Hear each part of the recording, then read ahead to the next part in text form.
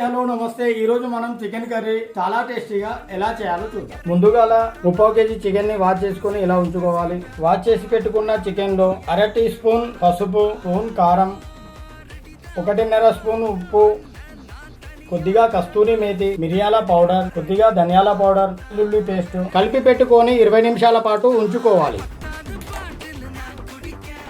గిన్నె వేడి అయ్యాక 3 పావుల నూనెను పోసి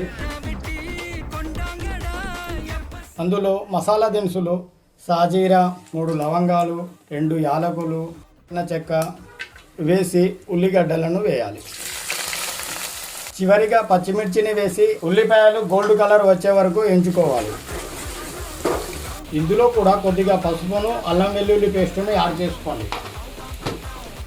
ఉల్లిపాయలు దూరగా వేగిన తర్వాత కలిపి పెట్టుకున్న చికెన్ను వేసుకొని 15 నుంచి 20 నిమిషాలు ఉడకనివ్వాలి. చికెన్ సగం ఉడికిన తర్వాత కొద్దిగా నీటిని కలుపుకోండి. చికెన్ దించుకునే 5 నిమిషాల ముందు పెరుగు, 1 నిమ్మకాయ, గరం మసాలా కలుపుకొని చికెన్లో వేసుకోవాలి. కడిగి పెట్టుకున్న కొత్తిమీర, పుదీనాను వేసుకోవాలి.